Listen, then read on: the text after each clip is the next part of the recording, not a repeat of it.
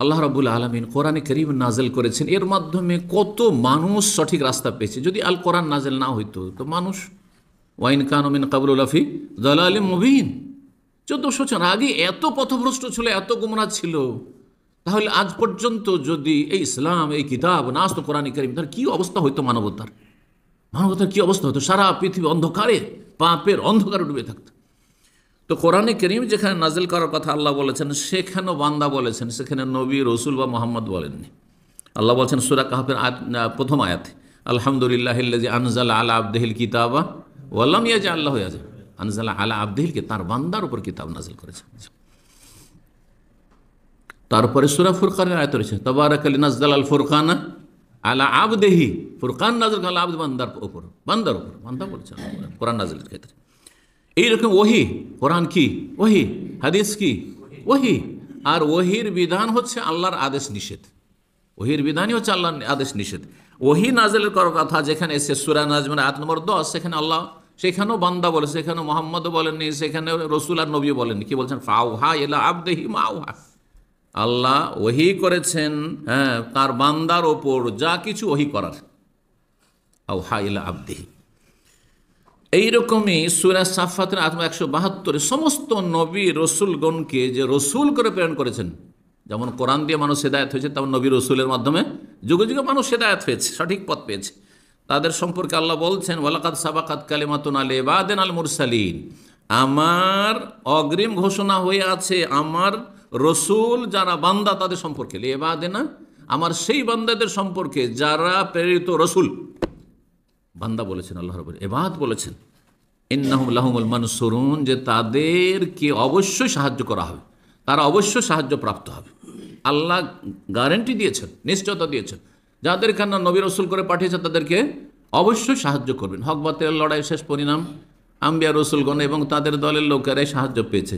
সেটা মাঠে ময়দানে লড়াইয়ের মাধ্যমে, যেমন মক্কা বিজয় হলে নবী সাল্লাল্লাহু আলাইহি সাল্লাম, অথবা কাফেরদেরকে আসমানি জমিন গজব দিয়ে ধ্বংস করে, যেমন আগের নবী রসুল যারা অবাধ্য কাফের তাদেরকে, যেমন নূহ আলাইহিস সালামের জাতিকে যেমন ধ্বংস করেছিল, লূত আলাইহিস সালামের জাতিকে আল্লাহ ধ্বংস করেছেন, তারপরে এই সামুদ আদেরকে ধ্বংস করেছে। এইভাবে 3 নম্বর শিক্ষা এই মেরাজের ঘটনা থেকে, যে আল্লাহ রাব্বুল আলামিন ইচ্ছা করলে তো মক্কা থেকে সরাসরি উপর দিয়ে নিয়ে চলে যেতেন। হ্যাঁ, মক্কা থেকে জমিনে 1 মাসের রাস্তা, ফিলিস্তিন, ওইখানে বাইতুল মুকাদ্দাস কেন নিয়ে গেলেন? তারপর ওখান থেকে আসমানে কেন নিলেন? এটা থেকে শিক্ষা হচ্ছে যে এই জায়গার বিশেষ ফজিলত রয়েছে, মর্যাদা রয়েছে। কোন জায়গার? ফিলিস্তিনের, আর বিশেষ করে বাইতুল মুকাদ্দাসের, জি, মসজিদ আকসার। এটি হচ্ছে নবীদের ভূমি, অধিকাংশ নবীদের মাতৃভূমি। যাদের কথা কোরআন এখানে বর্ণনা করে 25 জন নবীর, অধিকাংশ নবীদের মাতৃভূমি হচ্ছে প্যালেস্টাইন। অল্প কিছু নবী হয়তো ইরাকে পাবেন, আর আরব দেশে পাবেন। এখানে যেমন আরব দেশে যদি দেখেন তো একজন নবী সালেহ আলাইহিস সালাম কোথায়? হ্যাঁ, মদিনা থেকে তাবুকের দিকে যেতে আল ওলা, জি, এখানে সমুদ জাতি বসবাস করতো, সেখানে সালেহ আলাইহিস সালাম পাঠিয়েছেন।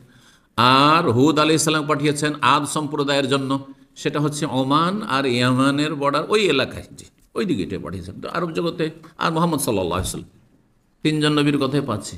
আর বাকি সমস্ত নবী, হ্যাঁ, নূহ আলাইহিস সালামের কথা এরাকে বলা হচ্ছে, কিন্তু ইব্রাহিম আলাইহিস সালাম থেকে, ইব্রাহিমের পরে মূসা, ঈসা, জাকারিয়া, ইয়াহিয়া, ইউসুফ, আইয়ুব, ইউনুস, সবগুলি দেখবেন যে ফিলিস্তিন।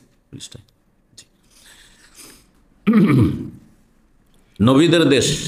তারপরে আমাদের প্রথম কিবলা এটি, দুই কিবলার প্রথম কিবলা এই মসজিদে হারামের দিকে কিবলা করে সালাত আদায়ের আগে মদিনা আসার পরে রাসূলুল্লাহ সাল্লাল্লাহু আলাইহি ওয়াসাল্লাম 16.5 মাস, 16-17 মাসের হাদিস রয়েছে, অর্থাৎ মাস ধরলে 17 হবে, আর যদি দিন থেকে দিন ধরেন তাহলে 16 মাস হবে। এটি হচ্ছে 2 হাদিসের সমন্বয়। 16-17 মাস ধরে নবী সাল্লাল্লাহু আলাইহি ওয়াসাল্লাম বাইতুল মুকাদ্দাসকে কিবলা বানিয়ে সালাত আদায় করেছেন। সেটি আমাদের একসময় কিবলা ছিল। রাসূলুল্লাহ সাল্লাল্লাহু আলাইহি ওয়াসাল্লামকে সেখান থেকে আসমানি পথে নিয়ে গেছেন এবং সেখান থেকে মেরাজ হয়েছে। সুতরাং এই জমিন যে আজকে ইহুদিরা জবরদস্তি গায়ের জোরে এবং কাফের খ্রিস্টানদের পৃষ্ঠপোষকতায় যেগুলো পৃথিবীর বাতিল শক্তি সেগুলি পৃষ্ঠপোষকতা দখল করে রয়েছে। এই জমিন আমাদের জমিন এবং এই জমিন আমাদেরকে স্বাধীন করতে হবে। এই জমিনে আমাদের যা মোবারক স্থান রয়েছে সেখানে সালাত আদায় করার রব্বুল আলামিন আমাদেরকে যেন তৌফিক দান করেন এবং মুসলিমদেরকে এই জমিন স্বাধীন করার জন্য, উদ্ধার করার জন্য সঠিক মুসলিম এবং নেক মুসলিম ভালো মানুষ হওয়ার তৌফিক দান করেন। তাদের পাপের কারণে এরকম অবস্থাটা হয়েছে। আল্লাহ রাব্বুল আলামিন পাপমুক্ত হওয়ার জাতিকে তৌফিক দান করেন।